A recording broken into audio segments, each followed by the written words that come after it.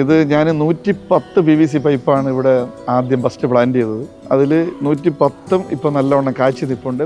ഒരു തൈ പോലും കേട് വരാതെ ഞാൻ അന്ന് വെച്ച എല്ലാ തൈകളും വളരെ ഭംഗിയായി വളർച്ചയിൽ നിൽക്കുന്നത് കണ്ടപ്പോൾ എനിക്ക് വളരെ സന്തോഷം തോന്നി. ഞാൻ പ്രതീക്ഷിച്ചതിനേക്കാൾ കൂടുതൽ അതിൽ നല്ല വിളവുണ്ടായി. അത് ഒരു വലിയ അനുഭവമാണ്, ഒരു സന്തോഷമാണ്. താഴെ മുതൽ മുകളറ്റം വരെ എല്ലാ പൈപ്പിലും ഒരുപോലെ കൊടി വളർന്നു, നല്ലവണ്ണം തിരിയിട്ടു, നല്ലൊരു റിസൾട്ട് കിട്ടി. ഒരു പൈപ്പിൻ്റെ ചോട്ടിൽ നിന്ന് തന്നെ നല്ല രീതിയിലുള്ള കുരുമുളകാണ് നമുക്ക് ലഭിച്ചിട്ടുള്ളത്. നല്ല ഞെരുങ്ങി നല്ല തിങ്ങി നിൽക്കുന്ന മണിയാണ്. അത് നല്ല ബോൾ മുളകാണ്, വലിപ്പത്തിലും കൂടുതലാണ്, വെയിറ്റും അതനുസരിച്ചുണ്ട്.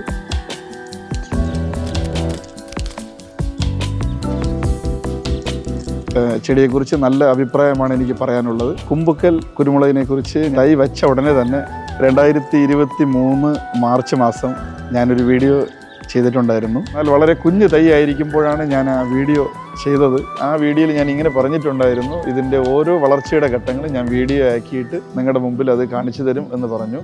ഞാനത് പ്ലാൻ ചെയ്തിട്ട് ഗൾഫിലോട്ട് പോവുകയാണ് ചെയ്തത്. ഞാൻ വിദേശത്താണെന്ന് നേരത്തെ പറഞ്ഞിട്ടുണ്ടായിരുന്നു.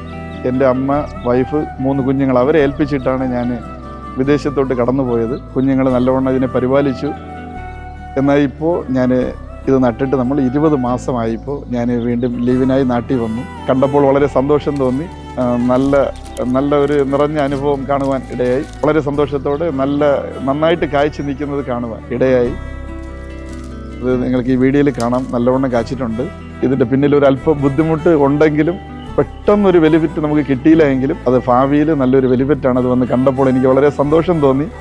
പ്രവാസികളായ നിങ്ങൾക്ക് ഇവിടെ വന്ന് ചെയ്യാൻ പറ്റിയ വരുമാന മാർഗമാണ് ഈ കുരുമുളക്. മനസ്സുള്ളവർക്ക് ചെയ്യാം. അതുകൊണ്ടൊരു വീഡിയോ കൂടി ചെയ്യണം എന്ന് ഞാൻ ആഗ്രഹം തോന്നിയിട്ടാണ് ഈ വീഡിയോ ചെയ്യുന്നത്. നല്ല തിങ്ങിയിട്ടാണ് ഇതിൽ ഈ ഓരോ മണികൾ നിൽക്കുന്നത്. ഈ കുമ്പുക്കലിൻ്റെ ഒരു പ്രത്യേകതയാണ് ഇതിൻ്റെ ഒരു വളവെന്ന് പറഞ്ഞാൽ ഇത് മണിയുടെ എണ്ണം കൂടിയിട്ട് ഇങ്ങനെ ഞെരുങ്ങുമ്പോഴത്തേനാണ് ഈ വളവ് വരുന്നത്. ഇത് ഒരെണ്ണം മാത്രമല്ല, ഈ കൊടിയിൽ നിൽക്കുന്ന മുഴുവനും ഇതേ സൈസാണ്.